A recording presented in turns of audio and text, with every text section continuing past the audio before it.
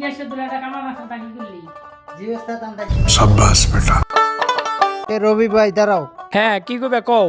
মাতাব্বার একটা কামলা নাকবো, কামলা দিবেন নাকি? হ্যাঁ আমার কামই তো কাম করা, কাম করুম চলো। মাতবার কামলা নিয়ে আইছি। তুমি তাহলে কাম করবা? আরে মাতবর আমি খাই কাম করে, খালি কোন না কি কাম। তাহলে বদলি ব্যাটারে কামটা বুঝিতে আমার তারা আছে, আমি যাই। এই রুমে আসার জন্য পানি নিয়ে যা আছে হ্যাঁ নিয়ে মানুষ দিকে পানি দিও। আচ্ছা ঠিক আছে।